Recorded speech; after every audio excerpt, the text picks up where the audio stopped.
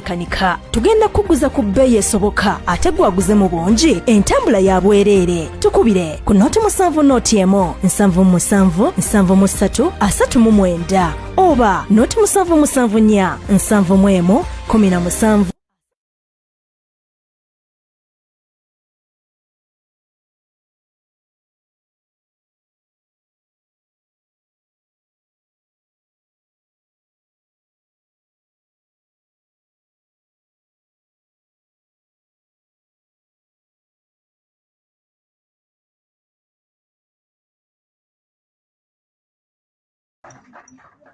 Lunkuse Rose from Mutesa 1 Royal University.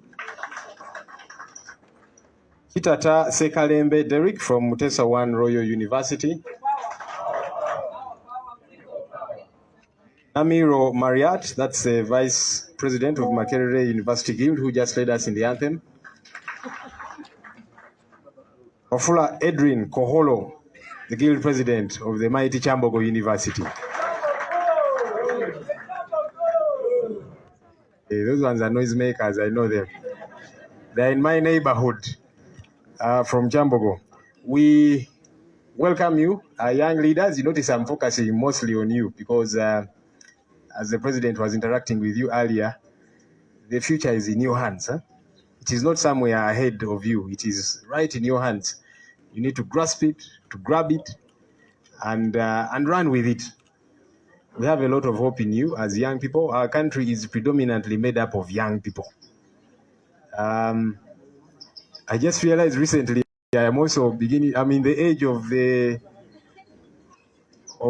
those who are becoming endangered species, because 30%, below 30, that's 78% of our country's population.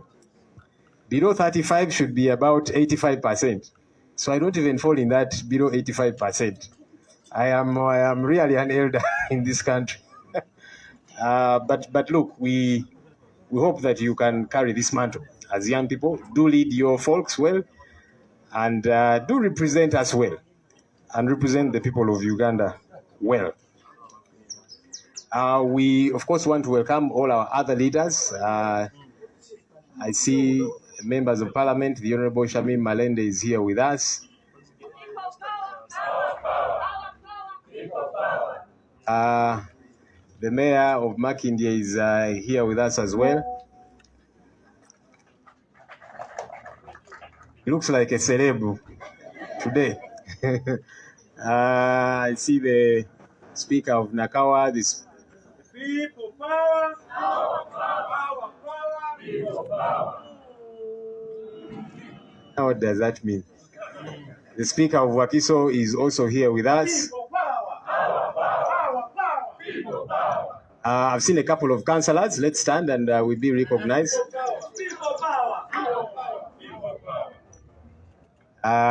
Yes, those are our elected leaders. Of course, the leadership of the party, which heads also the elected leaders, is very much present. Our president will be addressing us in a very short while. Our Secretary General is here. He will be speaking to us at some point. Chairman Nyanzi, Mr. Kunga Uganda is present. Chairman Nyanzi is very smart this morning.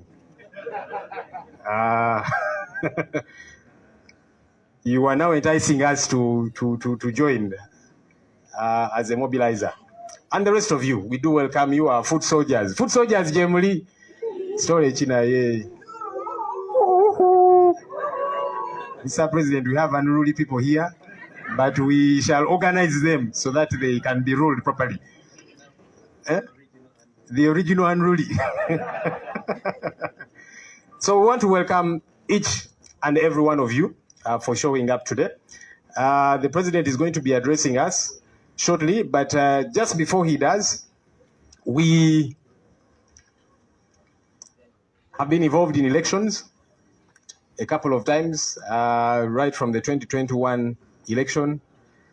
We saw what happened, and we have not been deterred, and we shall not be deterred.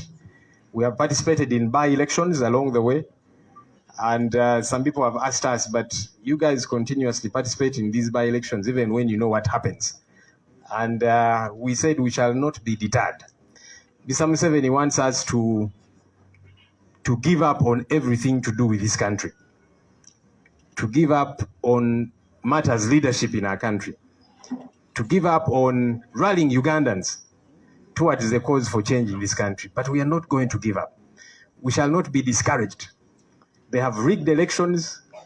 We have been through several by-elections, and the people we have supported, our candidates and others, have won, as you have been following. And they decided we shall declare other people altogether to perhaps cause us to drop the ball. We are not going to drop that ball. We are not going to cease connecting with the people of Uganda about what it is that they are interested in, and that is change. There's an upcoming by-election in Hoima, and as the NUP, we are going to participate very much so in this by-election for the LC5 district chairperson, and we are going to win this by-election without a doubt, as we have won all the others, yeah? And we must stay the course. Problematic, bothersome as that is, but anyone who pushes us away from rallying the people of Uganda towards better leadership, towards change, that is our enemy, and we shall not buy into that philosophy. So this morning, we want to unveil our candidate for the Hoima LC5 district chairperson by-election, the Honorable Aguda Moses. Please do come and join us. This man next to me here is the incoming LC5 chairperson of Hoima district. He's our flag bearer. He has been a leader, and he continues to be within our party, among the young people from Western Uganda, and he has proved what it takes to be a leader. And so we have a lot of trust in you, sir. We believe that you carrying our flag, you're not going to let us down. Let me allow him to say hello to us, and then the president will come and take a picture with him to unveil him properly. Thank you. People power. Our power. Hoima oye. Hoima oye. Oh, thank you. My name is Aguda Moses. I come from Hoima, and I work as Secretary for Youth Western Uganda in National Unity Platform. But currently, I'm the flag bearer for the Hoima by-election LC 5 seat, which is going to start soon. I think actually on 30th this month, it will be nomination, and the voting day will be 14th of September. I want to say something small to the viewers who are seeing us today, and the people who are listening to us, that the Hoima by-election is not just a Hoima by-election. It is a national election. This is the time, as NUP, we are going to write history to bring an LC5 from Western Uganda for the first time. We have won those positions, but they have been rigging us. But I want to inform Museveni, wherever he is, that we have mastered his tricks that he has been using to rig our victory. And this time around, he shouldn't temper. He shouldn't even try to touch into the ballot boxes of Hoima elections, because we are more than determined to chase him away. And surely, we shall chase him away. With Aguda Moses, with the National Unity Platform behind us, we shall bring you victory. I thank you so much. Abantu ba Hoima nkwenda kubamanyisa ngutu ukwija tugenda zivuga sabu kaunti zona abakapapi abakiganja abakisukuma buraru kigorobya hona tukuja tukulabaye kuja kubaleta message egenda kuhindura embere yatu wikaramu ekiba mataka kiri Hoima ekyo babinga mu nyanja ni musoha enchuzanyu ekyo kuba imemiri mu ifuha mafuta okumigiriza okwijwire Hoima tuizire nengarukwamu titumanye umanye bizibu byanyu baitu tuina nengarukwamu yabyo. So mutuwesige mutuweliza akaruru tubinga obusuma bujwire Hoima na Museveni n'abantu baitu batwali mwebale muno. Let me request the president to come and receive you officially and take a picture with you here.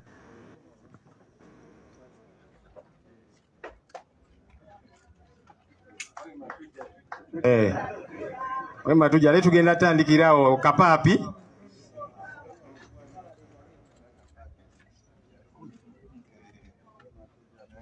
So all the very best, Mr. Aguda. We are coming to Kapapi and all those other places.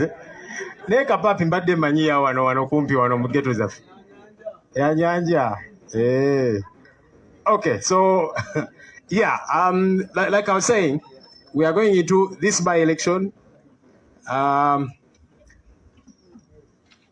rally the people of Hoima and give them an opportunity to choose a side, to take a stand, all right, between oppression, between despair and freedom. And the candidate representing freedom, the candidate representing change in that by-election is Aguda Moses.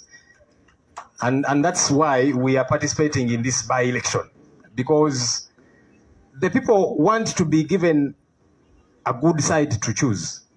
And so we are giving them that side. We are giving them that opportunity to stand with what is right, to stand with the cause for change. And that's why we are participating. All right? We'll do everything we possibly can. We know that the regime is ready to mete out violence, to rig, and all of that. But our most important element in this by-election, like the others, is those people, that we go and connect with them, that they hear from us, that we get to hear from them, and we connect with them in every sense. And when we do that, we know they have chosen us and the side that we represent. And that's why we are going into this by-election. Allow me to... I'm going to ask if I should say that in Runyoro. But you have represented us very well in Runyoro. Okay, just maybe Abebuza, and the President will clarify further on this issue. Tugenda Hoima, mu by-election eyo, tulina candidate waffe, Aguda Moses, tumubanjulidde. Tugenda mu kalulu kano, si just nga akalulu. Twali mu kalulu 2021, ne tugenda mu by-elections ez'enjawulo, ne babikola byonna, abantu ne battibwa, obululu ne babubba, n'ebirala byonna. Naye tusigala tugamba nti Mwami Museveni ayagala atusuuze ensonga ezikwata ku bannayuganda, ensonga ez'obukulembeze. Kati ffe tugamba nedda, twajja tusazeeko, twajja tumazeeko, tugenda kulemerako paka. Yensonga lwaki tugenda mu by-elections zino, nga tumanyi nti byonna bayitegeeza okubikola, naye ffe ekisingira ddala okubeera ekyenkizo ku ffe be bantu abo be tugenda okusinkana, tuwayeemuko nabo, bawayeemuko naffe, tuconnectinge nabo, tubabuuse. Yensonga lwaki tusigala tugenda mu by-elections zino, era kye kitutwala ne Hoima. Abantu ab'e Bunyoro ebibaluma bingi, balina ebibuuzo bingi ku nsonga z'amafuta tebabitegeera. Twagala tugende tubabuuse, kye kitutwalayo mu buli ngeri yonna. Naye tulina essuubi nti candidate waffe Aguda Moses obuwanguzi avaayo nabo mu buli ngeri yonna. Ladies and gentlemen, now do allow me to invite our leader. It's been a while since we connected with you, and he'll give you an update of what we have been up to and a couple of other issues. Mr. President, you're welcome to speak to us.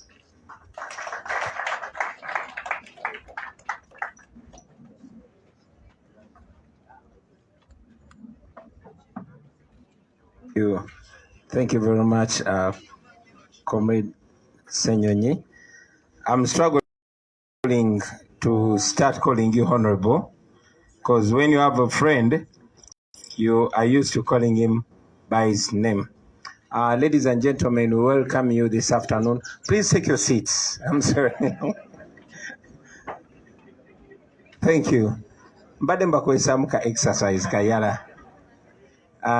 Ladies and gentlemen, we welcome you, members of the media. We appreciate you every time you come to amplify our voices. Today, we want to update you about a number of issues. As you've noticed, for close to a month, we've been away.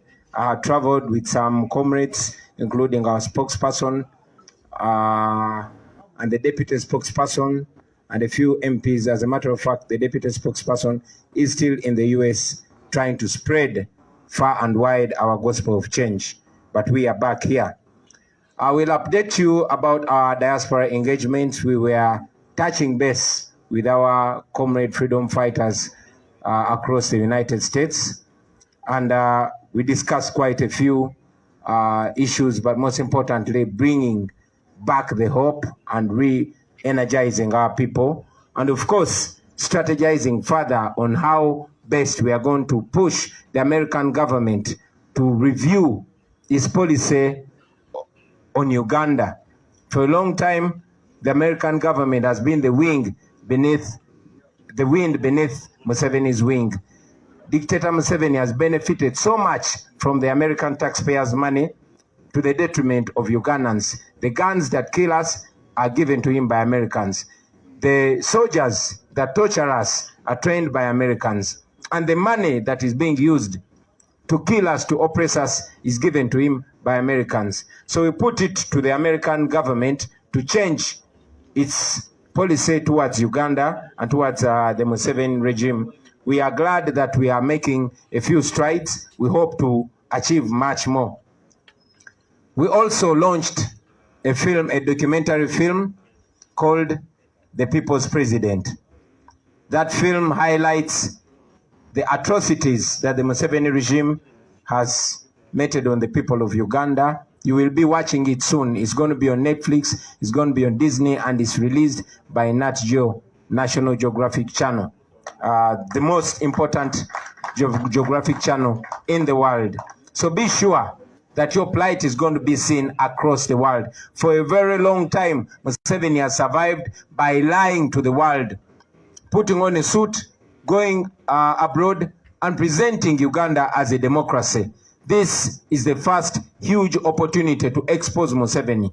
And as we speak now, most policymakers in America are considering reviewing their relationship with Museveni, because now they see him for the dictator and murderer that he is. That film will be coming to you. I know that it will be hard to allow it here in Uganda, but they don't control Disney, they don't control Nat Geo, so you will see it. Mujirinde mujakwa mujiraba. I also want to update you, ladies and gentlemen, about our efforts to take Museveni, his son, and all those he uses to kill our people to the International Criminal Court. I am glad to inform you that Museveni, his son, and all those around him that are being used to torture and kill our people have been taken to the International Criminal Court. Now we are waiting upon the ICC to do the right thing and indict General Museveni. Like I've always been telling you, and I tell you now, that one day you are going to be looking at a wanted criminal, and that is Museveni and his son. So Museveni, Tujja. While I was away, many of you received the news that the World Bank was suspending loans to Uganda. We welcomed that. However, I was unhappy that the World Bank is only holding back on loans over the anti-homosexuality bill, as if it's the only issue here in Uganda. We have been calling upon the international community to look at the atrocities that Museveni is meting to the people of Uganda. In 2009, there was a massacre in Kayunga. Museveni killed hundreds of our people. The international community did nothing. The World Bank continued giving him money. It's only in 2014, when they passed the first round of that bill, that the international community reacted and held back on aid. Of course, we complained because we want our human rights, especially the right to life, to be respected first before any right. Now, in 2016, Museveni, using Erweru, massacred hundreds in Kasese, including women and children. The international community did not do anything. Our comrades in the FDC, spearheaded by the Honorable Winnie Kiza, took Museveni to the ICC. He was not indicted. In 2020, Museveni massacred people on November 18th and 19th. Hundreds. We petitioned the international community. Apart from a few statements, nothing happened. You know, in 2021, Museveni rigged the election clearly, even by their own assertions. The European Union and the United States Foreign Department released a statement to the extent that Museveni was not a legitimate president. Unfortunately, only months later, the IMF and the World Bank was pouring dollars to Museveni. So it's only in 2023, when they brought the anti-homosexual law, that the international community reacted. While we welcome sanctions against Museveni, we call out the hypocrisy of the international community. We want them to know that our right to life matters as well. That the lives of the hundreds of people that are being killed matter as well. You should not only look at gay rights as the only rights in Uganda. Does that mean that if Museveni repeals that law like he has been doing, then he has the right to kill people? Does that mean that if Museveni repeals that law, then you will continue giving him money even when he massacres Ugandans? So we continue to say to the international community once again that all human rights are human rights, and you should not be selective. You should not be selective in the application of human rights. I want to comment about the regime infiltration. Still, while I was away, in fact, before I left, there were scandals in the FDC. I restrained myself before I got more facts. It's unfortunate that Museveni is playing with the same old script, but our parties don't seem to see through his deceitfulness. You saw how Museveni took over the UPC. And then after, you saw how Museveni bought the DP using Mao. Unfortunately, the same script is unfolding again. We hear scandals in the FDC. It's very unfortunate. However, I want to tell you, ladies and gentlemen, that all that Museveni can do, Museveni can buy out, compromise leaders, or tear apart opposition political parties, but he can never compromise the desire for change in the hearts of the people of Uganda. And that is why we came in as people power, because we are representative of the people of Uganda, regardless of how powerful a political party is in the opposition. If you leave the side of the people, you will fade away into oblivion. So I want to encourage all of you comrades that are struggling for change, do not give up. For those of you in the UPC, in the DP, the right-thinking ones, and even those in the FDC, we share your misery, because Museveni seeks to paint an image to the people of Uganda that even these political parties have no hope. I want to encourage you not to give up, ladies and gentlemen. You remember that in 2016, Museveni said that by 2021, there will be no opposition in Uganda. I want to think that he probably had already sealed a deal with the opposition that he knew then. He did not know there was going to come another uncompromising generation. We are here. And we continue to tell him that if they sold you opposition, wagula mpeo chali wange. They conned you, let them give you back your money. You can only buy a few individuals. You can only buy a few politicians, a few religious leaders, a few cultural leaders. You cannot buy the people of Uganda. They want to be free, and they will be free from you. Of course,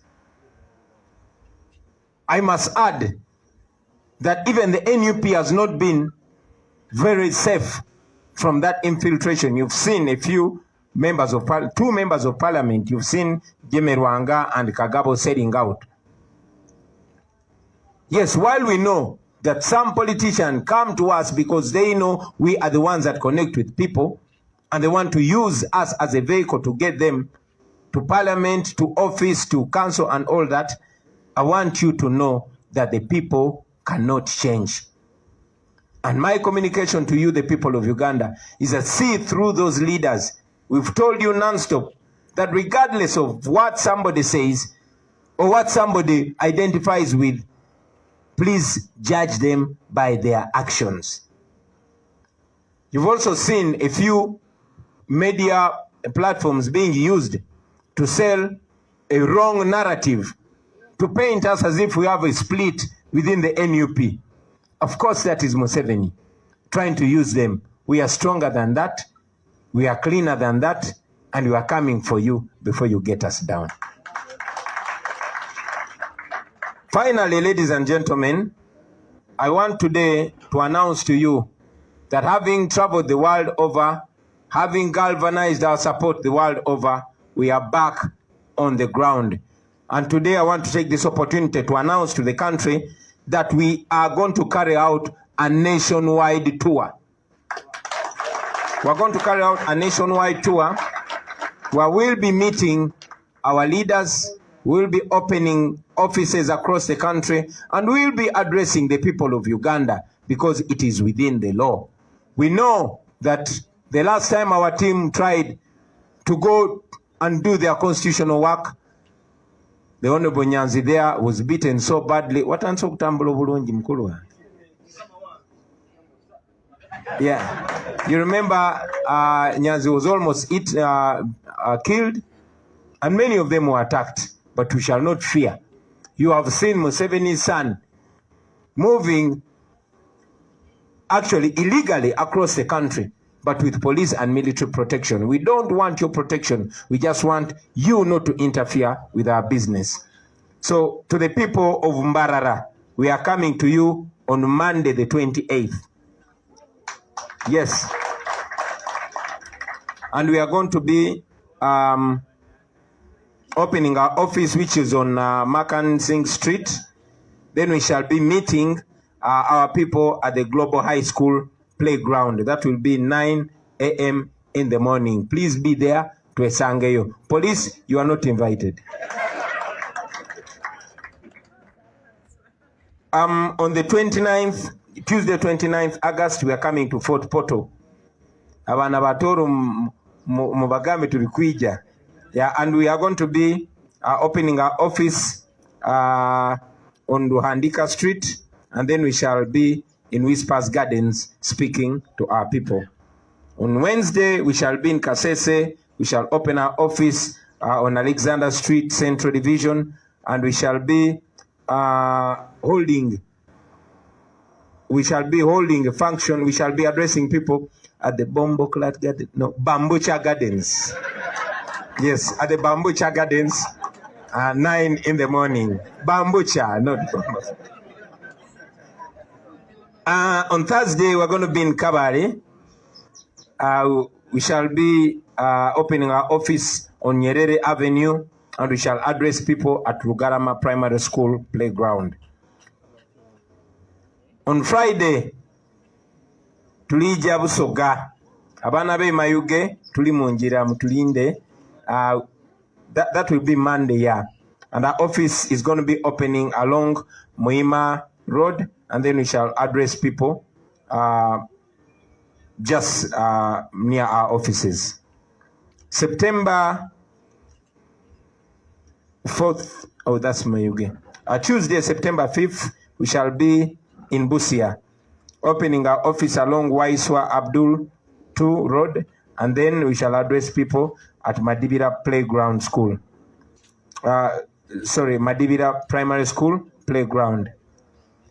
Wednesday 6th, we shall be in Mbale, open our office along Mbale Palisa Road, and then we shall be in Busamaga Primary School Playground. Wednesday 6th, we are going to be in Soroti.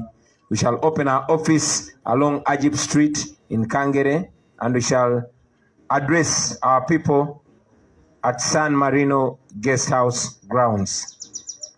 On Thursday 7th, we shall be in Lira. We'll open our office along Junior Quarters in Lira City and along Kole Road, yeah. And then we shall address our people in Pacific Ground Hotel grounds, yeah. Thursday 7th, we shall be in Gulu. Friday 8th, we shall be in Luwero. Wednesday 13th, we shall be in Arua. And more details will be communicated to you, ladies and gentlemen. Like we have said, we are doing all this within the law. As required by the law, we've communicated with all offices and we are going about our legal office. We don't expect any inconvenience. I want to thank you, ladies and gentlemen, and for that matter, bye. Yeah, nenda bita mu Luganda, tidde oba ndirwidukira. Basebo ne banyabo tubaniriza, banaffe bannamawulire tetusobola kulekerawo bebaza olw'okutuyambanga okukangulanga ku ddoboozi lyaffe ne mulyongerayo ne mulituusa eri abantu mmwe aba media ya bulijjo nammwe aba ku social media nammwe ba bloggers n'abantu ba bulijjo mwebale nnyo mwebali eddala basebo ne bannyabo. Olwaleero twagadde okubatangaaza ku kye tubaddeko oluvannyuma lw'okuba nga tetuli mu ggwanga. Nze wamu n'omwogezi waffe n'abakulembeze abalala tubadde twatambula ku mirimu egy'enjawulo. In fact omwogezi waffe twamuleseeyo ye Comrade Alex Walsh Mufumbiro akyali mu kwogera ne bannaffe mu bitundu eby'Amerika eby'enjawulo kubanga tubadde tulina okukomawo ate tubakane n'ejja kuno. Naye nga twabadde tusisinkana bannayuganda bannaffe okubazaamu amaanyi okuba updatinga okubabulira ekigenda maaso wano ewaffe Uganda gye batali be baate balabye ku social media nga nammwe bwe kitukakatako okubattaanyiza bye bibadde eri. Tusisinkanye bannayuganda bannaffe, twabadde ne convention eyabadde Washington DC. Kyatukoze bulungi nti bannayuganda basobodde okujja ne twogeramu ku ngeri struggle yaffe gy'erina okutambula naye okusingira ddala omulamwa gwabadde gwa kupushinga gavumenti ya America okulekeraawo okuvujjirira gavumenti ya Museveni eyamusibira mu bbwa ate etaliiwo ku mateeka. Twabadde nga tulonshinga film yaffe documentary gye baakwata nga batandika emyaka egy'emabega naye erimu bingi nnyo bye twayitamu mu kalulu ne bannayuganda bye bagenda maaso nga bayitamu olunaku lwaleero. Munajjukira nti Museveni ng'akozesa ssente z'omwomusolo akoze kyamaanyi okulimbalimba ensi n'okugirowoozesa nti e Uganda kiri mulaala. Ayambala essuuti n'agenda eyo n'asasula abannamawulire oba aboogezi abamanyiddwa ne bamusiigira akazigo. So otuuka mu mawanga ago agavujirira Uganda nga galowooza Uganda eri democratic nga galowooza bannayuganda beeyagala. Ekyo kibadde kitukakatako ogenda okukiyiwa era nina essanyu obategeeza nti Museveni kati ali bukunya. Nina essanyu obategeeza nti Museveni takyasobola kulimba bantu kuba bye twogerako tubadde nga tubyogerako kati twabibalaze ku documentary nga bya ddala nga si bizannye wabula nga bya ddala. Ensonga lwaki tuli basanyufu nnyo documentary eyo yafulumiziddwa omukutu ogusinga okuba ogw'amaanyi mu nsi yonna gwe bayita National Geographic Channel. Egenda kubanga ebatuukako, yes bayinza okugigaana okuplayinga mu bibanda wano naye sirowooza nti balina obusobozi obwo kubanga egenda kuba ku internet, egenda kuba ku Disney, egenda kuba ku Netflix. Buli omu ku mmwe ajja kuba asobola okujja accessinga omwezi ogujja. Nyina n'essanyu obategeeza basebo ne bannyabo nti tumaze ebbanga ddene nga tusaba ekkooti y'ensi yonna egule omusango ogw'obutemu, ogw'obukutulugunya, ogwa genocide n'emisango egikwatagana ku batemu ate nga be bali mu buyinza. Era nyina essanyu obategeeza nti International Criminal Court oba ekkooti y'ensi yonna ya receivinze omusango gwaffe era wetwogerera Museveni ne mutabani we n'abo batemu banne bakozesa okutta Uganda bali mu kkooti ya nsi yonna. Evidence gyeri y'abantu 200,000 naye era ekkooti y'ensi yonna ekyayagala evidence endala. So olunaku lwaleero bw'otambula ng'ensingo giwanise waggulu, tambula ng'oli confident era kozesa nnyo kamera yo. Bw'obakwatirako kozesa kamera yo. Njagala evidence eyo basebo ne bannyabo. Tugenda ba communicatingira ennamba kwe muteera evidence eyo. Museveni buli kyakola okutandika n'olwaleero ogenda maaso, in fact okutandika n'ejjo, in fact okutandika n'omwezi oguwedde, buli kyakola abaatuwa bujulizi, abaatuwa evidence. Kye tubasaba mutuyambe mu bifilming. Kyekisooka ekyokubiri temuba na kutya. buli kyakola abaatuwa evidence nakyogera ng'asaaga era nkiddamu naye ku luno nga sisaaga n'akamu nti olunaku lugenda kukya nga Museveni wonna we bamukwatira bamukaba jeeke.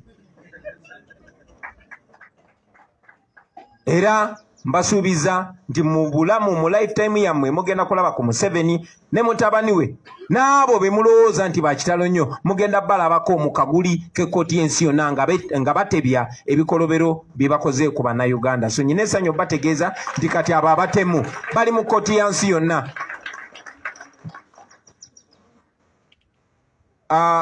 Mpozi era weesibadde banka y'ensi yonna World Bank yasazaamu amabanja gonna kati Uganda gebadde esabye n'ag'omu maaso yasazaamu okuwola Uganda ssente zonna. Tumaze ebbanga nga tukisaba era twakisanyukira naye ate ekitatusanyusa y'ensonga gye baawa. Ensonga kkooti y'ensi yonna gye yawa yatteeka lya bisiyaga wano mu Uganda. Lwaki tetwali basanyufu? Kubanga tumaze emyaka mingi, in fact si ffe ffekka naye n'abaatusooka nga basaba ebbanka y'ensi yonna n'ebitongole by'ensi yonna birekeraawo okuvujjirira Museveni ng'akozesa ssente z'okutemula bannayuganda. Tuze tubagamba tetwagala mutuyambe tujja kweyamba, tetwagala mutununule tujja kwenunula, naye mulekeraawo okusasulira okuttibwa kwaffe. Yasini Kauma emmundu y'Abamerika yamukuba amasasi n'emutta. Essente Museveni z'akozesa okututta World Bank yezimuwa. Museveni azalaye eddembe ly'obuntu okumala emyaka gyonna ng'ensi yonna esirise nga ne World Bank esirise. Mujjukira mu 2009 Museveni yatemula abantu ku nsonga z'e Kayunga. International community yasirika busirisi. Naye bwe baayisa itteeka ly'ebisiyaga mu 2014 ensi ne ziryoka zeekyanga. Era Museveni n'atya n'akozesa Andrew Mwenda ne Fox Odoi ne balijjayo. Mu 2016 Museveni yatirimbula abantu b'e Kasese mu 10,000 abaana n'abakyala nga babambudde engoye nga babaweebudde babasibye obundoya ne babakuba amasasi. Winikiza ne bannaffe abeefudisa abalala n'abalwanizi b'eddembe ab'enjawulo baagenda mu kkooti y'ensi yonna ne Museveni tebaamuwanika. Mu 2020 mujjukira juzi Museveni yatirimbula abantu 10,000 ku street emisana ng'enseeraba nga kamera z'ensi yonna zimutunuddemu. Byali ku BBC, byali ku CNN, okujjako ka statement akatono akavumirira ebikolwa ebyo. Baagenda maaso nakuwa Museveni ssente ng'atirimbudde abantu abajjeko eddembe lyabwe ery'okubeera obubeezi abalamu. Mu 2021 Museveni n'agenda n'abba obululu ng'ensi yonna eraba. Era mu kwogera kwabwe omukago gwa Bulaaya ne Foreign Department ya USA bagamba okulonda tekubadde kwa mazima na bwenkanya. Kyatujja enviiri ku mutwe ng'ate myezi mitono egiyiseewo nga baali bamuvugirira ssente nga IMF emuwadde ssente ne World Bank emuwadde ssente. Kati bayisiza etteeka ly'ebisiyaga ne balyoka balekerawo okuwa Museveni ssente. Kye twebuuza, mwagala tugamba nti wano Uganda eddembe ly'obuntu lyabali ba bisiyaga bokka? Mwagala tugamba tina abantu be batta mu 2009 Kayunga, abantu be basaddaaka e Kasese, abantu be basse mu 2021 bo tebalina ddembe lyabwe? Tetumanyi na kumanya oba numu abo mwalimu abamu ku abo bate baalimu. Tuze tugamba omukago gw'ensi yonna nti buli muntu, buli ddembe lya muntu ddembe. So bwe tubagamba mu respecting eddembe ly'obuntu ne mwekomoma ate ne muvaayo just ku basiyazi bokka, mubanga abagamba nti ffe abalala abatali basiyazi tetulina ddembe lyaffe. Obwo bunnanfuusi era mu basebo aba World Bank wadde mwaggyeko Museveni wadde mwamuggyeko ssente mwandibadde mwazimuggyako dda. Era mwe muwa ensonga eyo yokka y'abasiyazi mubanga abagamba nti bw'anaakozesa Andrew Mwenda ne Fox Odoi ne bajjawo etteeka eryo ajja kubawa ddembe okugenda maaso n'okutta abantu. Mubanga abagamba ajja genda maaso n'okusaddaaka abantu n'okubba obululu. So wadde twaniriza natti zonna twagala natti ziyambe abannayuganda ku bizibu byabwe. Otherwise kijja kuleetera abannayuganda okulowooza mulina ki kye mukwese mu kintu ekyo, mulina ki kye mukweseemu, mwebereremu nno nammwe. Njagala okwogera ku Museveni engeri gy'azayingira mu bibiina ebimuvuganya. Mwalaba Museveni bwe yawamba UPC ng'akozesa akena n'agitwala. Mwalaba Museveni Nobert Mao bwe yamuguza DP. Kakati Joli abalamu mwalabye Museveni bwe yayingidde mu FDC ngera akozesa sente za wa musolo. Naffe kennyini abadde agezaako tuyingiramu kubanga batwaka kagabo mwabalabye, bajimerwanga mwabalabye, n'abalala mujja balaba muteekewo maaso abiri. Njagala okubategeeza bassebo ne bannyabo nti Museveni asobola okugula abakulembeze naye tasobola kugula bantu.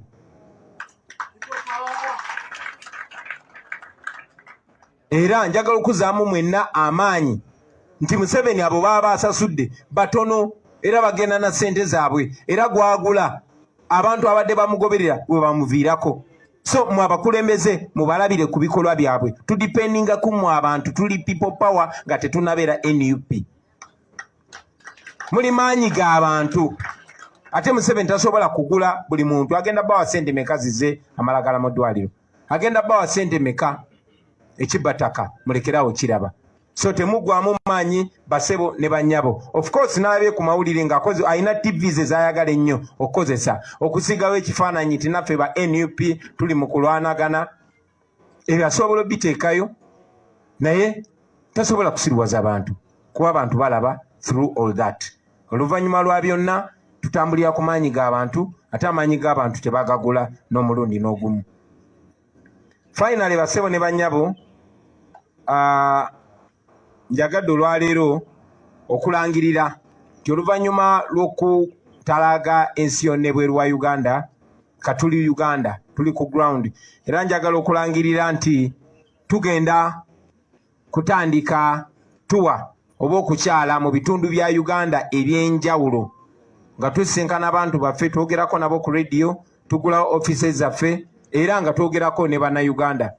Tumanyi bulungi nti lwe twasembayo okusindika ttiimu zaffe okola emirimu gy'ekibiina, Comrade Nyanzi baali bamusse, abalala baabasiba, organizing secretary waffe Dr. Kanabi ne ttiimu ye babakwatidde mu eyumbe ne babasiba, naye tekigenda tumala mu maanyi era yonna yonna gye muli tujja, kubanga tujja mu mateeka. Tetulinga mutabani wa Museveni atambula nga byakola tabikolera mu mateeka naye ng'akuumibwa poliisi n'amagye. Bye tukola tubikolera amateeka ate tetunabasaba kutukuuma.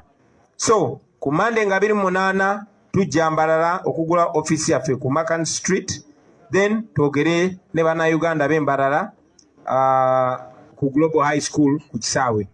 Ku Tuesday nga 29 tugenda Fort Portal tujja kugula office yaffe eri ku Luhandika Street, then twogere n'abantu ku Whispers Gardens. Wednesday nga 3 tugenda Kasese tujja kugula office yaffe ku Alexander Street, twogere n'abantu ku Bambucha Gardens. Bambucha. Ku Monday nga 4 tujja kubeera Mayuge tugule office yaffe ku Muyima Road, then twogereko n'abantu baffe era mu kifo kye kimu. Ku Lwokubiri tujja Busia nga 5, ku Lwokusatu nga 6 tujja Mbale,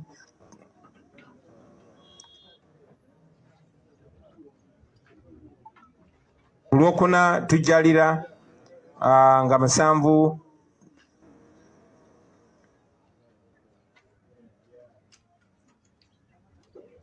then ku Lwokutaano nga 8 tuli Luweero, ku Lwokusatu nga 13 tuli Arua, n'ebitundu ebirala program zijja kuba communicated, tujja ba communicatingira nga tuyita mu bakulembeze baffe abali mu bitundu ebyo.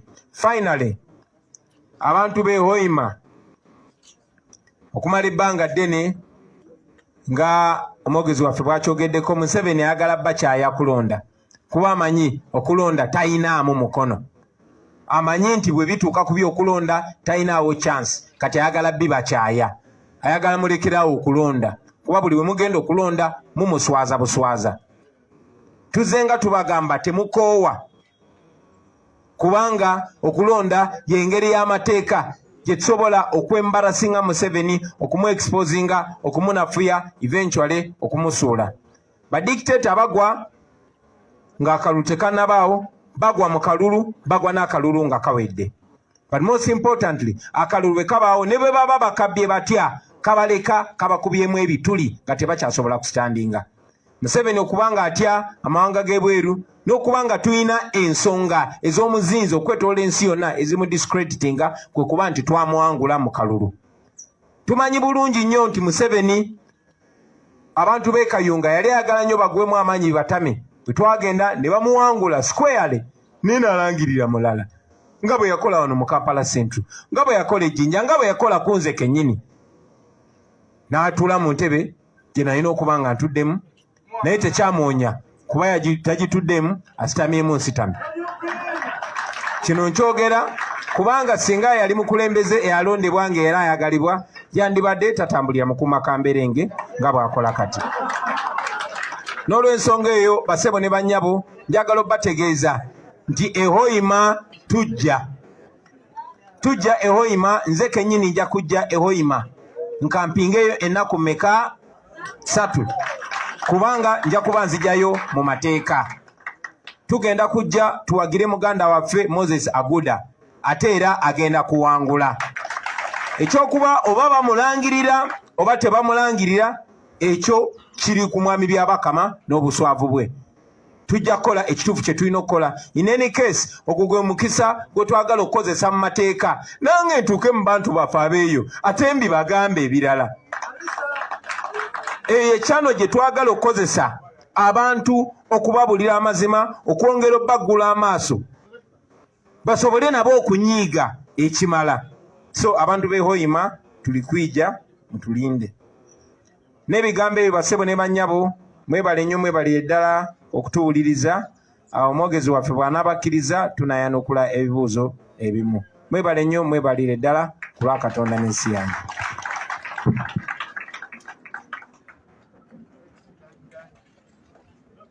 President ampadde ani abagaye mutuule. President ampadde authority nze nsalawo oba babuuza ebibuuzo oba mutuula oba kale mutuule.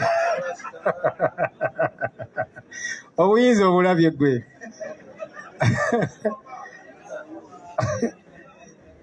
Ani we yayogedde bw'atyo nja kutwala mukozase kaakati. Endooza mbiwulidde. Tujja mu bitundu by'eggwanga eby'enjawulo ate kati eno feezi namba emu. Eno feezi esooka kubanga districts nyingi zetutwogedde president zaatasomye. Tujja bwe tumaliza feezi eno ne mu districts endala kubanga nkakasa abamu bagamba iyi district eyange nga sigiwulidde nga bagyogerako. Eno just feezi namba emu bwe tugimaliriza nga tutandika feezi ey'okubiri. Buli kitundu ky'eggwanga tugenda kituukamu mu buli ngeri yonna. Waliwo era mujja bawulira eyo nti ate kaakati abagoberedde amateeka naki be twetaaga okutegeeza tubategeezezza. IGP, Electoral Commission, poliisi ez'ebitundu ebyo tubategeezezza, si kubasaba lukusa. Mugenda ne mbawulira nti ate kaakati abo tebaatusaba lukusa. Tewali tteeka ligamba nti tulina kusaba lukusa.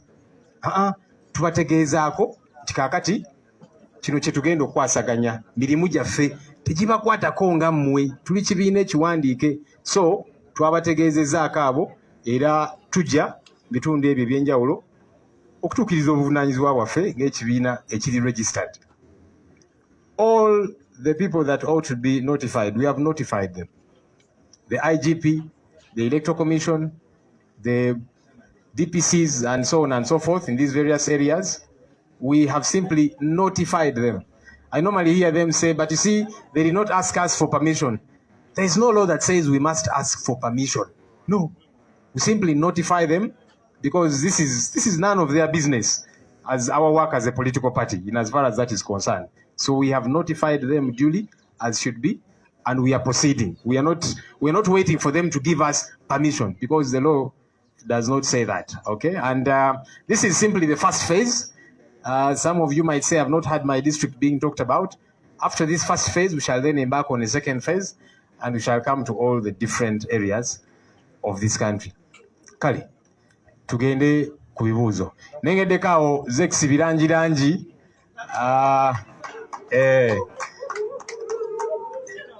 Ani akuyisa, ani agamba nti ojje wano?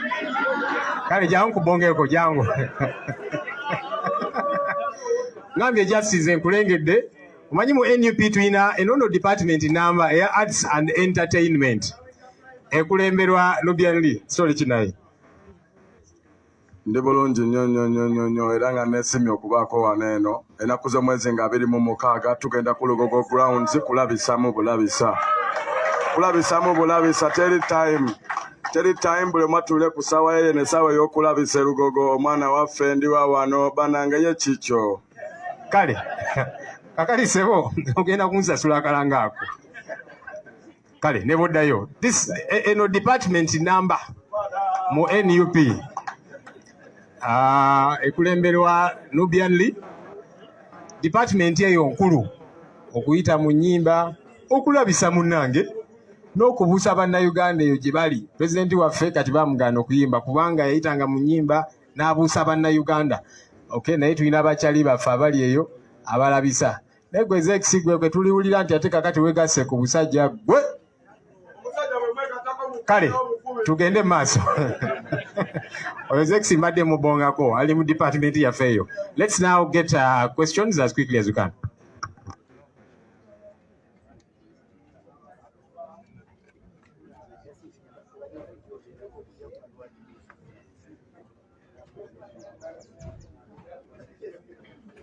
Okay, let's pick questions. On one of those days, tugenda kuba ne press nga ekwasaganya department eyo nga kyali waffe agikulembera Nubianly wali. Tubalage nti neyo department nkulu, Arts, Entertainment, Sports naki. So bakyali baffe bonna abalebanga nti n'embabazi ni shoot naye wali atuubireko yonna gyali.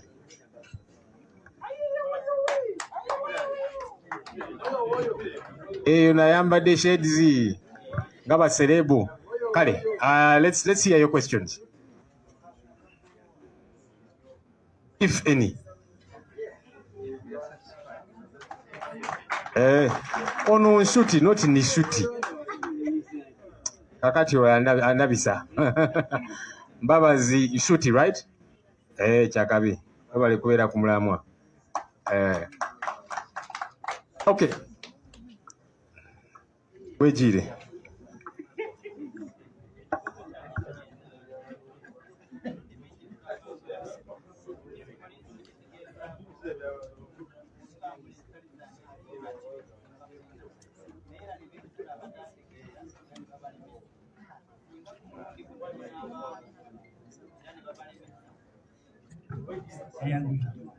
Bironi bingi tutera okulaba nga poliisi mugitegeezaako kigendako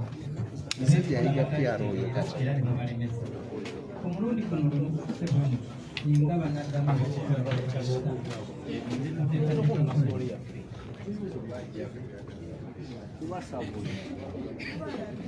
Okay. Next question. Yes, sir. Natava.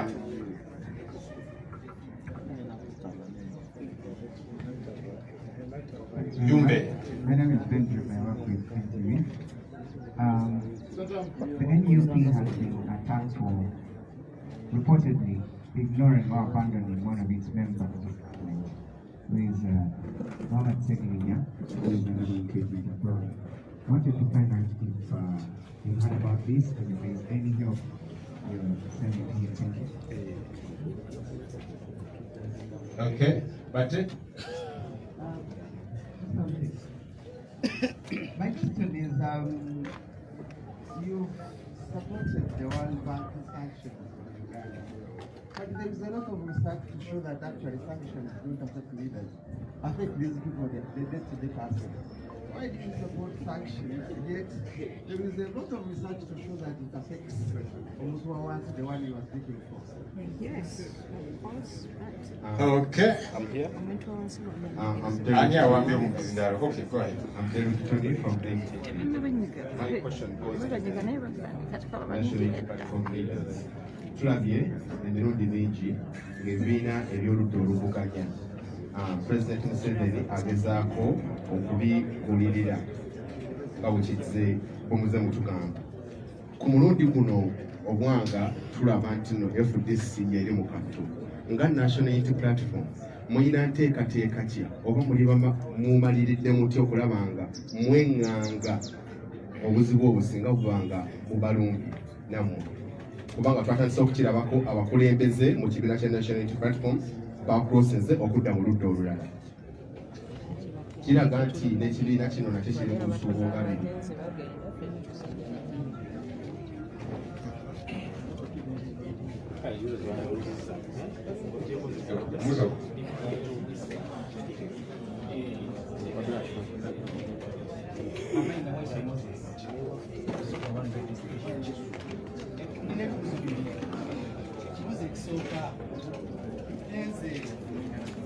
Tulaba Parliament ali Sydney.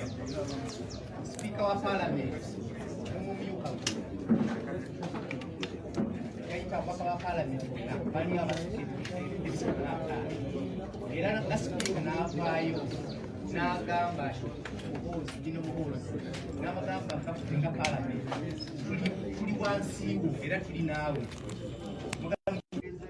abaka ba Parliament opposition mu Parliament kyogera mu ensonga ey'okubiri genze natulanga President Museveni akula ebibiina eby'enjawulo naye ng'alonda katinga President wakyogedde awo mu DP yagula President wa party Secretary General mu FDC kyekimu njagala SG wa NUP ne President wa NUP kibagenda okukakasa na Uganda baabo batudde wamu.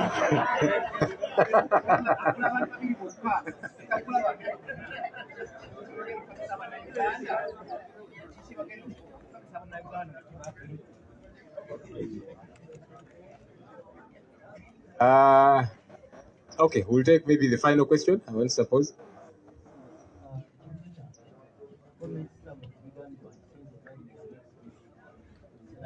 Ani ono erinnya?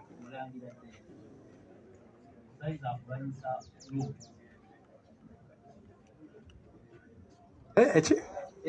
Twagala komenti yo ku bigambibwa nti ssente zayingira mu biseera by'akalo intention yazo yali yakulwanyisa. Oyagala tugambe ki exactly? Ffe babuuza ffe be baziwa. Walibuuziza be baziwa. Bakutangaaze kaakati ffe tukiddamu tuti ekyo. Yesebo.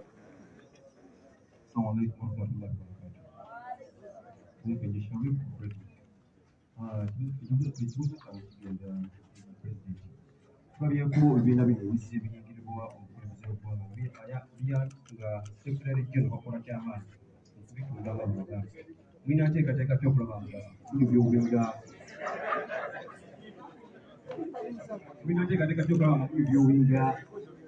amaanyi agava Secretary General mu bibiina bino?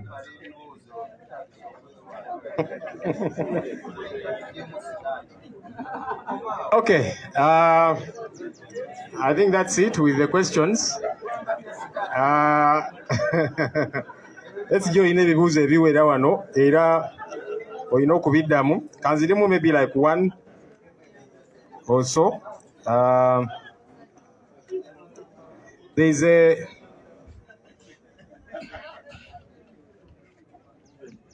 There's a question about Honorable Segirinya. That one I can respond because he's my colleague in Parliament.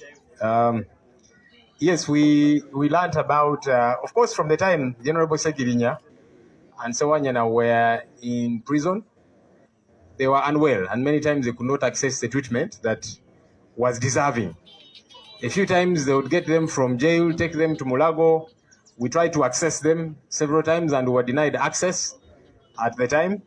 but it was clear they needed specialized treatment. When they got out of jail, they got a bit of that, but sometimes the situation can worsen. And Honorable Segirinya is undergoing review. Our teams in Netherlands, we have our structures there. They have connected with him, and the doctors are doing all the reviews on him and so on, so that we also get to ascertain what exactly is the challenge and how we can be of help as a party. So we are waiting for that update from hospital, but also Parliament, which I don't speak for, but I understand that that process is being worked on for him to get the help that he deserves as a member of Parliament. He's entitled to that help, okay, because he is a member of Parliament, he's a part of the institution, and so he's entitled to that. Our hope is that it will come through, because we have seen it happen for others. Our hope is that it will come through, all right? But even for us as a party, more importantly, because he's our member, he's one of us, we are interested in establishing what is happening to our member, okay, what exactly is the challenge, and how we can come in as a party as well. So we are waiting for that update. Hopefully it comes through soon. But our teams have been there. We are there with him. And hopefully soon we shall get that update from the doctors, ascertaining what exactly is the challenge, what is required, and then we get to see how we can come in on that matter. Ensonga eya munaffe Honorable Segirinya, of course we bali mu komera ye ne Honorable Sewanyana balwaliza yeyo mu komera olw'embeera zibaali bayitamu, era ebiseera ebisinga nga babajjayo ne batwala emulago, twagezaako bakyalira emulago ne batulemesa, mwabiraba abamu gye byaggweera bwe baabata era ne batandika okufuna ku bujjanjabi, naye oluusi embeera eyinza okusajjuka nga eva ku bulwadde oli bwalina naki. So Honorable Segirinya ali Netherlands, era tulina ttiimu zaffe eza structure yaffe y'omu Netherlands abamukyalidde era bagoberera ensonga eno, era tulinze ekiva eri abasawo eyo okutubuulira exactly obuzibu buli kuki era nakyo ekyetaagisa, kubanga ono memba waffe nga NUP twagala tutegeere kiki exactly ekimusumbuwa era tuyinza kukwatira wamu naye tutya. So tulinze report eyo okuva eri abasawo tutegeere exactly ki ekisumbuwa munnaffe era tuyinza kikwasaganya tutya. Ku saidi ya Parliament gye soogerera naye era n'olunaku lw'eggulo twabadde tuteeka sipiika ensonga eno nga tugimubuuza, kubanga ono memba wa Parliament, lwaki Parliament tevuddeeyo kumuyamba. So era tulinze baatuwadde obweyamo nti ebiwandiiko bye biri mu kukolebwako, katusuubire ekyo kinaakolebwako kubanga abalala bayambiddwa mu ngeri eyo, katusuubire naye ajja kuyambibwa. Naye ekyenkiza ennyo tulinze abasawo eri batubuulire obuzibu buli kuki exactly, naffe ng'ekibiina, kubanga ono memba waffe, ono munnaffe, twagala tutegeere kiki exactly ekimusumbuwa era tuyinza kwataganira wamu naye tutya ku nsonga eyo. Let me now invite the SG to come and tell us, you and the President. And then a couple of questions were for the President. He will come and respond to those. People power, our power. Mr. President and fellow leaders, comrade leaders from the institutions, media houses. Actually, it is not true that Museveni begins with SGs. UPC ndoza batandikira ku president yennyini ne bamutwala. DP batandikira wani, si president yennyini. Naye SG bagenda bonna nabalaba nga bambadde suuti nga bagenda kusayininga endagaano. Naye kati mu FDC ndoza batandikira ku deputy president bwe basooka ne bawa obwa minisita. Yali acting president. N'olwekyo banange nga temunagenda wa SG. People power. Yeah, thank you so much for the questions that have been put to us. First of all, as our spokesperson said, Honorable Senyonyi, this is evidence that we have notified the police and the Electoral Commission about the intended activity. it is right here. So they cannot say that we have not notified them. We have notified them, and if you see, the attachments here are for the venues. We have already booked venues. Of course, it's been very, very difficult to get these venues because everywhere you go and you say NUP, many people fear. But we have booked venues. We have our offices which are in those places, and we have also booked venues where we are going to be doing our meetings from. So those who wanted confirmation of notification, here is a letter notifying the IGP and the Electoral Commission, and they have all been duly received about the program that we're going for. The other question that has been asked is really about how to strengthen these parties, but I think the President has talked about it. You know, power corrupts and absolute power corrupts absolutely. The only thing that we do differently is to subject ourselves to the people. That is why we are people power. If you do not subject leaders to the people, then there can be abuse anytime. So for us, one of the things that we are doing and we continue to do is to subject ourselves and this idea called NUP to the people. But like the President said also, and like we've been saying, the idea is more important than the party. The idea is people power. So even if you take a political party and all leaders and you buy them off, the people of Uganda will continue craving and yearning for change. Finally, I think the question that was put to me was about, or maybe the question I have to address is the one asked by Bate, observer. The question of sanctions. Do these sanctions affect the common people? One, we would prefer targeted sanctions, and that's one of the things that we've been saying. We've been calling for Magnitsky sanctions, for example, travel restrictions, which target these individuals. And as you know, there are many of these regime officials who can no longer travel to America, to Europe, because of the sanctions that have been put on them over their human rights violations.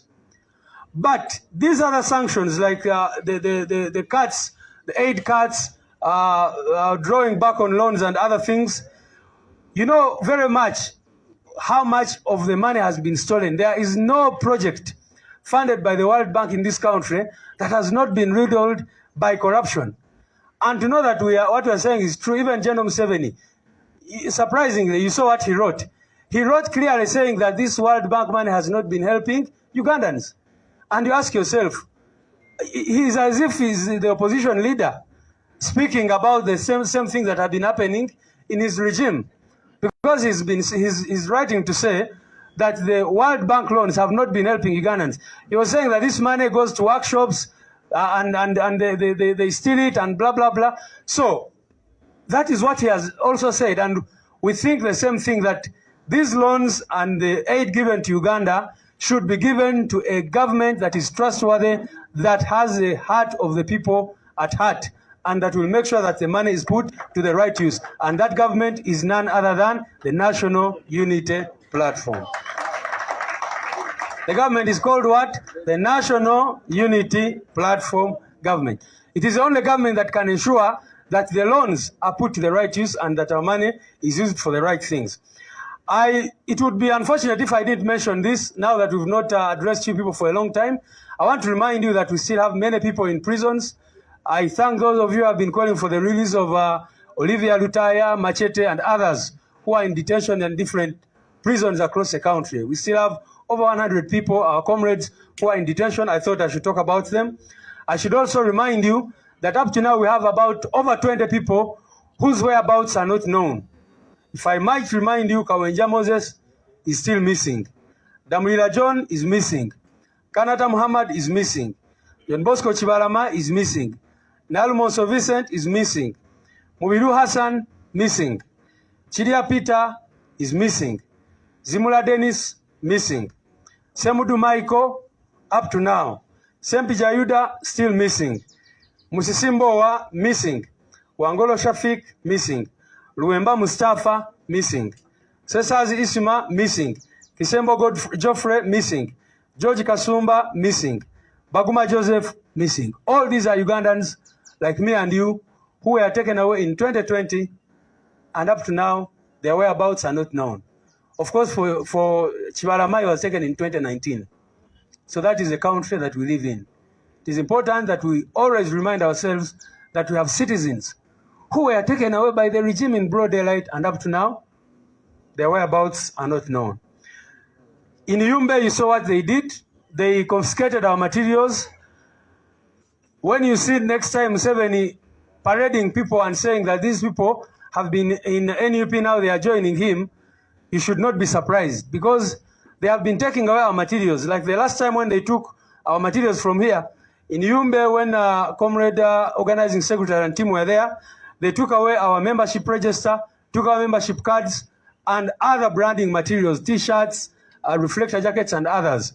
So tomorrow they will come up with these cards to say people are crossing, when actually it is not true. They are always the operatives. And very finally, our brother Alex Kaiwa Kaliowa was abducted on 15th July. Our legal team went to court and got an order of court, habeas corpus. We know very well that they have him, but up to now they have refused to abide by the decision of the High Court, commanding them to release Alex Kaiwa Kaliowa. So those who ask why we go to ICC and others, that is the answer for you. That a court in Uganda can say, release this person, and the regime simply ignores the court order. I thank you very much. I don't know if I should speak some Luganda. Okay. No, Nyankole. The people of Mbarara are very excited that the president will be there on Monday next week. I was abo bana beka mbade njogera ne bamukubo nga bamwesunze bitya. So banange mbade njogera ku nsonga ezenjawulo, kansoke ziremu ekibuuzo kibabuuziza nti ebitongole by'ensi yonna bwe biteekako envumbo ku Uganda, ekyo kirekawa abantu bamufuna mpola abaavu abali eyo obaoliawo baali badde baganyirwamu mu programs zino. Njagala bajjukiza mwenna nti zino projects ebiseera ebisinga teziyamba muntu wa bulijjo. Era ne General Museveni nyini yavuddeyo n'agamba nti ssente za World Bank babadde bazikozesa bubi, zibadde teziyamba Uganda. Ye kennyini n'avaayo n'akyogera nti babadde bazikozesa workshops n'ebirala. So kaakati mukimanyi bulungi nti buli project ya World Bank ono mu Uganda ebaddemu emivuyo egy'enjawulo. Ssente zibulankanyizibwa n'ebirala bwe bityo. So sisuubira nti Munnayuganda owa wansi agenda kufuna loosi yonna yonna, sanctions zino baziteeka, kubanga abo babadde bazibba be bali mu buzibu kati. Amu kyemanyi baali bakoze dda plan z'amayumba, za apartments n'ebirala, be baali basuubira okukozesa ssente World Bank bwe zituwa. Kati abo be banyigirizibwa nnyo eno decision ya World Bank, kubanga omuntu wa bulijjo ssente zino abadde taziraba. Njagala ogende Kalamoja, ogende Katakwi, ogende wa Muteso, olabe abantu baavu bwe balimu. Tosobola na kukkiriza nti Uganda efunayo nakasente konna. Nayogedde so kubanga tuli wano wennyini eka Mocha. Ensonga y'okubiri nti twalyagadde nnyo sanctions eziri targeted nga travel bans, okubalemesa abaana abantu okutambula okugenda mu mawanga ag'enjawulo, era abamu already baliko envumbo tebasobola kutambula mu mawanga ag'enjawulo, naye era ne sanctions endala zonna tuzaaniriza kubanga twagala Museveni ne regime ye babeere isolated nga bwe kirina okubeera. Mbadde njogera ne ku nsonga y'abantu baffe. Njagadde okubajjukiza bannange nti tukyalina abantu abasukka mu 100 abali mu makomera ag'enjawulo regime be yatwala, ng'okotadde ba Olivia Lutaya, ba Machete Yasini, Kalanzi Ashraf n'abalala bonna, era n'okubajjukiza nti tukyalina abantu abaatwalibwa mu mwaka gwa 2020 ne bwe twogerera tetumanyiwa gye bali. Regime yabatwala ng'ensi yonna eraba, era amanya gaabwe nga bawadde abamu be tumanyiiko. Naye mukimanye nti waliwo abalala be tutamanyi abatajanga wano kweripootinga, kati bano be tubeera nabo be tuli in touch ne family zaabwe n'ebirala bwe bityo. N'olwekyo bannange bwe tuba twogera ku kutyoboola eddembe ly'obuntu ne twogera ku nsonga za ICC, bannange mutegeere obulumi abantu be balina mu Uganda. Nti oli batwala maama we, batwala taata, batwala mwana we, ne bamubuzaawo okumala emyaka 3 kati nga teri amanyi oba mulamu oba baamutta. Juzi abantu baffe bawambibwa era omukubo ye Alex Kayiwa Kalyowa ne tugenda mu kooti ne tufuna n'ekibaluwa kye bayita habeas corpus naye niwe njogerera tuli mu wiiki ey'okubiri bukya high court oba kooti enkulu eyisa kino ekiragiro naye kati wenjogerera Alex Kayiwa Kalyowa tebamulwelizinganga kakati ababadde beebuuza lwaki tugenda mu kooti y'ensi yonna ansa yamwe yeeyo nti kooti za wano tezirina kye zituyambye era olaba n'akakiiko k'eddembe ly'obuntu akakulira mukyala wange yavaayo n'agamba nti oluusi atya kkubiriza enkiiko zaako lwaki kubanga bamembazi be balina emmundu kakati eggwanga ki eryo lyobeeramu temwamulaba ng'akyogera ye kennyini wangadde n'agamba sometimes I fear to call meetings because my members have guns. Can you imagine that? Kakati bano abantu twabatwalira akakiiko k'eddembe ly'obuntu ne tubagamba bano abantu baabuzibwawo naye ne betwogerera tetumanyiwa gye bali awo mweri Kawenja Muhammad Kawenja Moses abasinga gwe bamanyi nga Mbabazi Kawenja Damulira John Kanata Muhammad John Bosco Kibalama Nalumonso Vincent Mubiru Hassan Kiria Peter Zimula Dennis Semudu Michael Sempija Yuda Musisi Mbowa Angolo Shafik Luwemba Mustafa Sesazi Isma Kisembo Geoffrey George Kasumba Baguma Joseph n'abalala era kansala bana bamawulire banange mugende mu maaso n'okwogera ku nsonga eno ey'abantu abaabuzibwawo n'abakyagenda mu maaso kubuzibwawo mu ggwanga lyaffe ekisemberayo ddala mbalaze ebbaluwa nti ku luno poliisi n'abalala tebeekwasa ebbaluwa yino wano bagitaddeko stamp aba electoral commission naye ono wa poliisi n'awandiikawo erinnya lye received by Mugume n'ateekako nti yagireceivinze so ebbaluwa tubawandiikidde poliisi ne tuwandiikira akakiiko k'ebyokulonda ne tubategeeza nti tulina enteekateeka ey'okutambula eggwanga ey'okutalaaga eggwanga okutandika ne Monday next week so tebavaayo ate ne beekwasa nti tetwabategeeza twabategeeza ebbaluwa yino era tutaddeko ne receipts eziraga nti tumaze okusasulira ebifo we tunaatuula offices zaffe gye ziri ze tugenda okugulawo naye oluvannyuma lw'okugulawo offices twagala era tugende twogereko n'abantu mu bitundu eby'enjawulo so kataawo tusimbudde banange munzikirize twanirize president addemu ebibuuzo era tumalirize webale nnyo thank you banange temuyimirira mutuule thank you SG wadde nga SG agambye nti bayitanga mu ba presidenti naye era mwefudisi mbu SG yatwalayo president mbu naye era kyonna kyekiri a sell out is a sell out and no sell out deserves mercy so atunze omwoyo gwe atunze banne aba abatunze obaani amututteyo aba mukyamu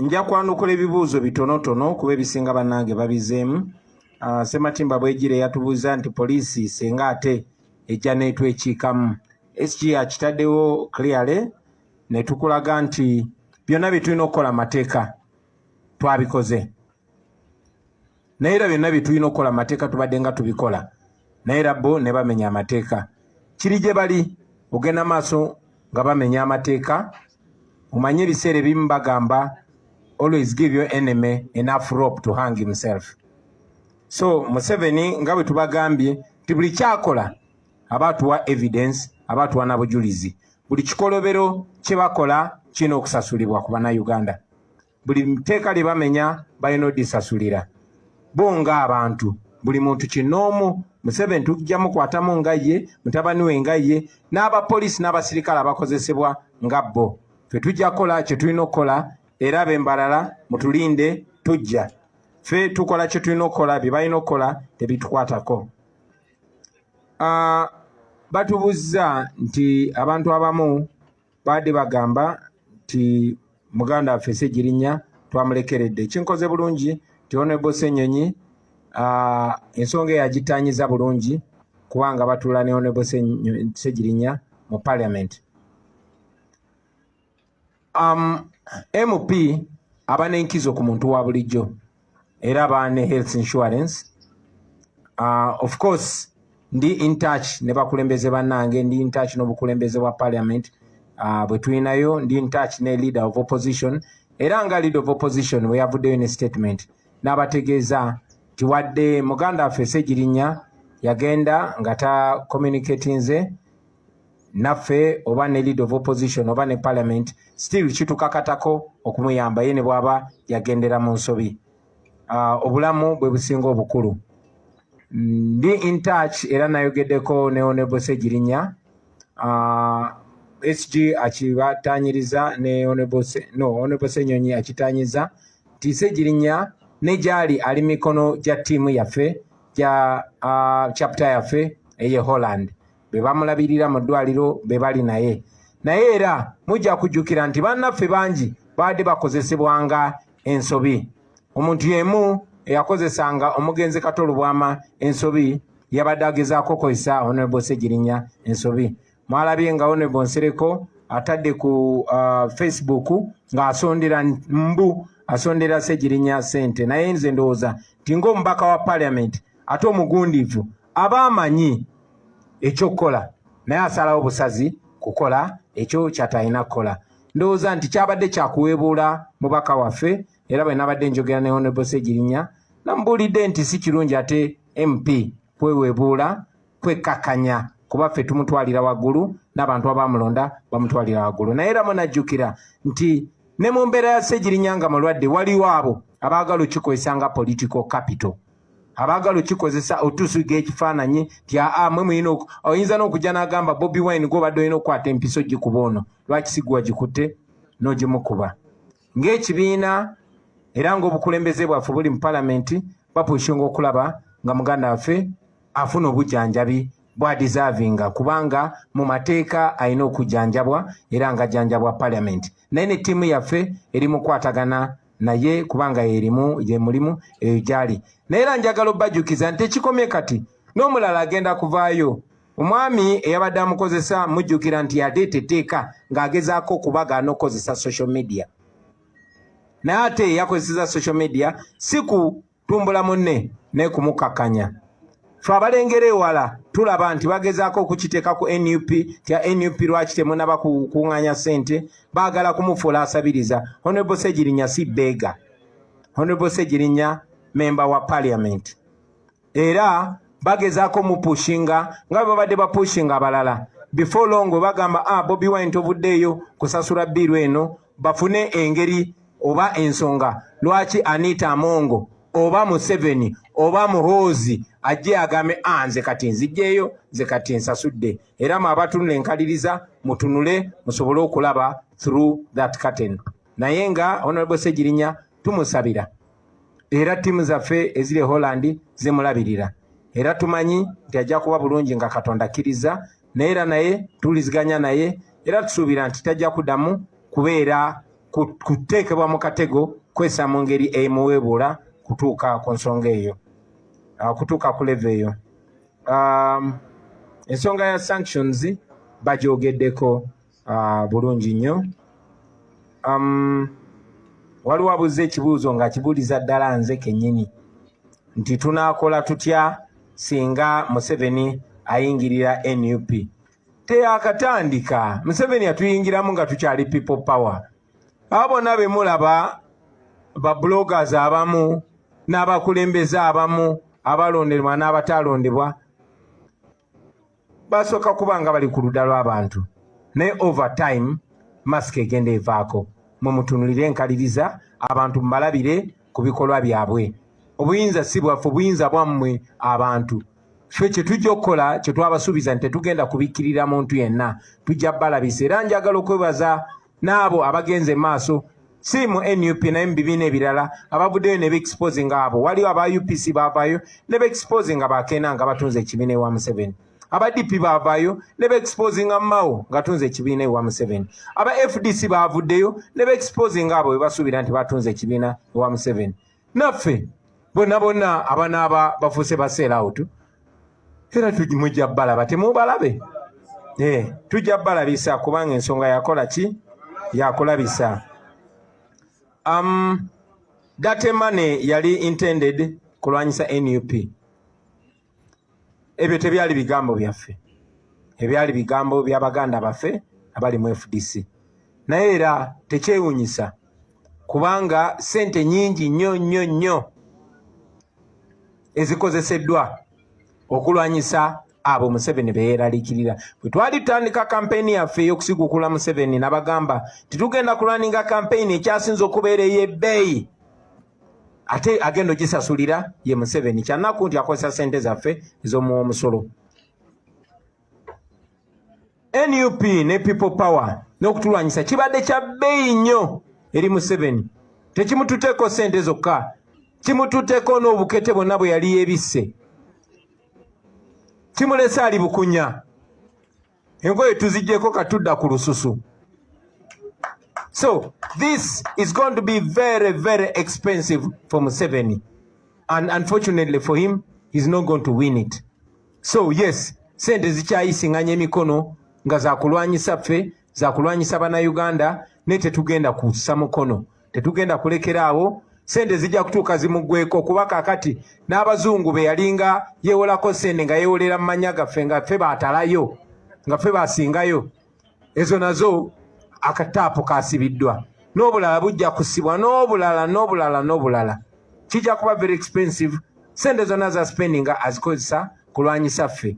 Ekyo kibalage nti ffe basinga okutya. Naye era njagala okusinziira wano okusaasira baganda bange bonna ab'omu FDC, ab'omu DP, ab'omu UPC, titemuli mweka tetubasekerera olw'ekyo ekihappeninga mu ttiimu yammwe. Brothers and sisters in the FDC, we feel your pain, we feel your betrayal. Nali so touched nga ndaba Dr. Besigye ayogera n'enkwatibwako nnyo. Munnange abali b'enkwe bajja kuba bangi nnyo, ne tebajja kuwangula ku lasiti, tebajja kuwangula. Mujjukira nti twafuba nnyo okulaba nga tukwatagana ne baganda baffe aba FDC. Twafuba nnyo, twatula mu meeting nnyingi nnyo. Naye era abo abaalinga abafuba nga ne bwe balaba nti akafaananyi kafulumye nga ndi ne Dr. Besigye, enkeera nga basaawo olutalo olw'amaanyi tusobole okuvumagana. Ekyennaku nga n'abantu baffe naddala ba foot soldier ne bannaffe abali ebweru ne basupporters baffe nga bavaako waya ne bavumagana ne basaawo olutalo. Ekyo nga kikolera Museveni. Museveni yafubanga nnyo okutufuula nti tuli balabe ba FDC, tinabo balabe baffe, ng'ate akozesa ba leaders, nga kyewuunyisa omukulembeze ow'oku ntiko ye okuba nti talaba nti twetaaga okukwatagana, okuba nti takiraba nti tulinga abasibe abalwanira eruzira. Naye Katonda mulungi, timuze mbiraba, muze mulaba nti tebatubadde nga tebatuvuma lwa bukyayi, naye batuvuma kulwanga bossi waabwe abasasula, kyekyo kyabasasulira. Naye tumanyi nti waliyo abantu bangi abalungi mu FDC. Tuli beetegefu okolagana nammwe, tuli beetegefu okulwanira awamu nammwe okutaasa eggwanga lyaffe, kubanga tetuli balabe bammwe. Museveni ye mulabe wammwe, Museveni ye mulabe waffe. Tumulwanyise, tumugyewo, tweyagalire mu nsi yaffe. Ekibuzo ekisembyeyo ndowooza kye nasoose okuddamu ekyokuba nti Museveni ayita mu ba SG olumu ba pulezidenti. Kati nno okuba nti mu FDC kigambibwa mbu yayise mu pulezidenti na SG, ekyo nno nze ne muganda wange Rubongoya kitussa mu katu, era kitwongera nze nganze, era nkakasa ne muganda wange ye amagye muli tetugenda bbali ya mulukwe nga tukyali balamu, pozi nga tufudde. Ne bwe tuba tukyali balamu kikafuuwe. Mwebale nnyo, mwebalire ddala bassebo ne bannyabo.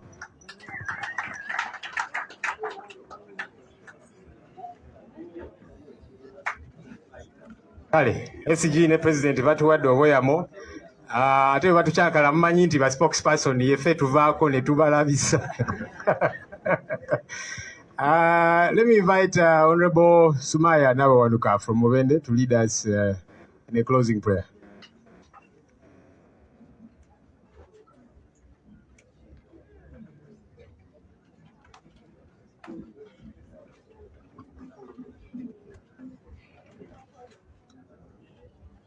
Thank you so much, SG, spokesperson Joel Senyonyi, Honorable. I greet you, everyone, in the name of Allah. My name is Maya Nabawanuka from Mubende, and I'm the regional coordinator for Greater Mbende. Thank you so much for coming today. We thank you so much, our President, Secretary General, and everyone, our honorables, and the media fraternity. Thank you so much for being here. I've been requested to lead you in the closing prayer. Let us humble ourselves for this prayer. I'm a Muslim. It is going to be in Arabic. A'udhu billahi minash shaitani rajim. Bismillahir rahmanir rahim. Alhamdulillahi rabbil alamin. Ar-Rahman Rahim. Maliki yawmiddin. Iyyaka na'budu wa iyyaka nasta'in. Ihdinas siratal mustaqim. Siratal ladzina an'amta 'alaihim ghairil maghdubi 'alaihim waladdallin. Amen. We thank God so much for this time, and we pray that He blesses our plans in the future.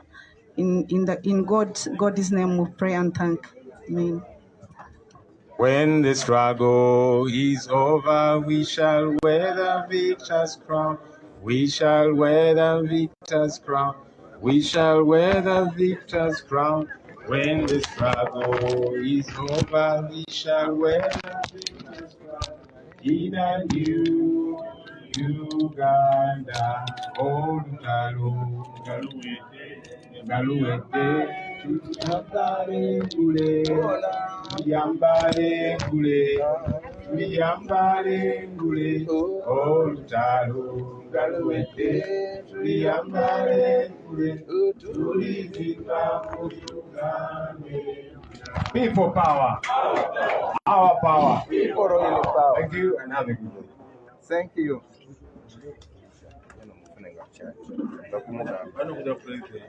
All right. Thank you everyone abadde naffe olunaku olwaleero nga tutambulira wamu ne press conference ebadde ekamwokya nga abakulembeze ab'oku ntikko boogerako eri bannamawulire olunaku olwaleero nsonga nnyingi ezookeddwako tugenda kuba tuzikugamba mpola era tujja kuba tukunyonyola mpola biki ebyo ebyogeddwako olunaku olwaleero. Muno batulaze agenda okuvuganya oba gwe bawadde kaadi eya National Unity Platform okuvuganya ku nsonga ze Hoima, chairperson we Hoima, n'ensonga endala nnyingi nnyo zonna bazitulaze. Boogedde ku bibuuzo bingi nnyo bye bazzeemu omubadde ekyawonalebo Segirinya President akizzeemu bulungi nnyo. Boogeddeko ku nsonga z'embeera eziri mu ggwanga mu bibiina ebyobufuzi naddala mu bigulirira nakyo ekyo ekigenda maaso nazo pulezidenti azizzeemu bulungi nnyo. Boogedde ku basibe abakyawerera ddala 20 abawambe abataddangamu kulabika negulo guliko nayo eyogeddwako bulungi nnyo. Pulezidenti annyonnyodde wenjogera ku pulezidenti mba ntegeeza His Excellency Robert Kyagulanyi Ssentamu ayogedde ku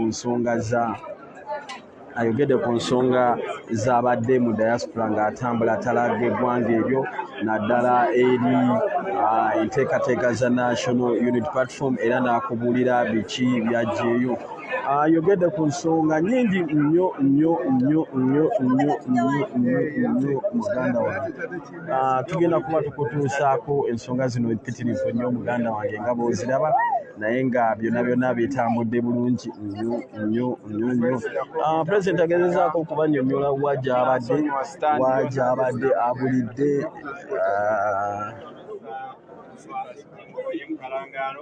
Mityana district.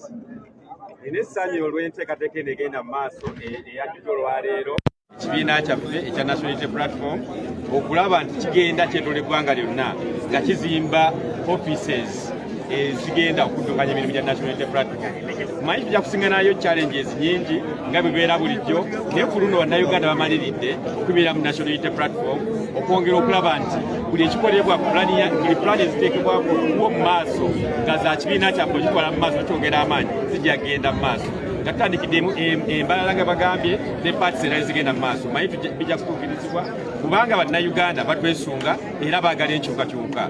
Gavumenti ekola etya poliisi ebeerewo oba ekola etya pulezidenti akyogere poliisi eyitiddwa bo bannayuganda tubayise bonna babeerewo tusimbe ekibiina kyaffe n'amaanyi n'ogenda mu maaso.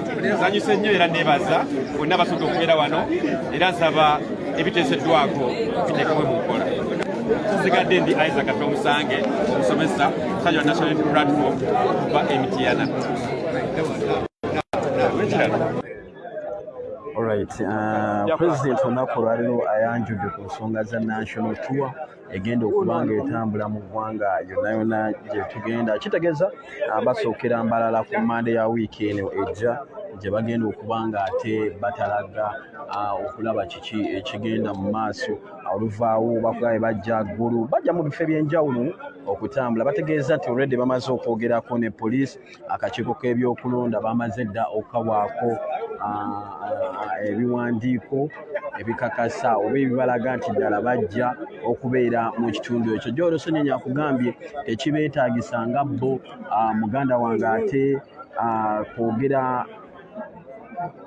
kusaba wabula balina kutegeezaako butegeeza poliisi. Wewe tugenda mu kalulu ke Hoima okujjuza ekifo kya ssentebe w'ekitundu ekyo. N'olw'ensonga eyo tujja kuba muganda wange tubabeereramu nnyo.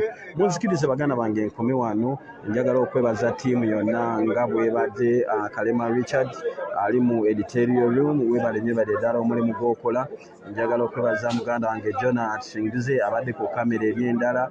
Njagala okwebaza ne ttiimu yonna gye tukola nayo Saifullah Kasiri Ashraf naye Miracle. Webale nnyo emirimu gyonna gy'okolera Ghetto TV. Sematimba Bwegire Saalongo ate ne mwannyinaffe Daphne Kyankunzire. Mwebale nnyo, mwebalire ddala emirimu gye mukolera Ghetto TV.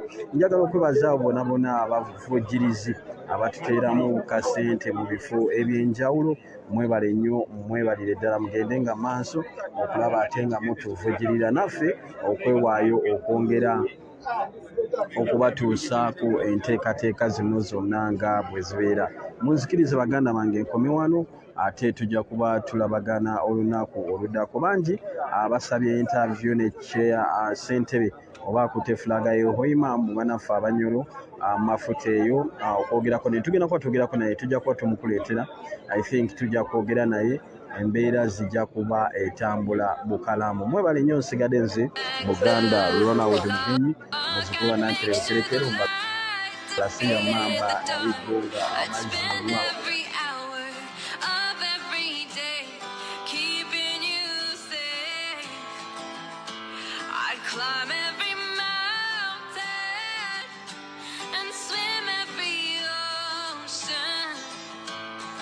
Just to be with you and fix what I've broken. Oh, 'cause I need you to see that you are the, I don't wanna fight no more, I don't wanna hurt no more, I don't wanna cry no more. I need you to hold me just a little closer now, come a little closer now, come a little closer. I need you to hold me tonight.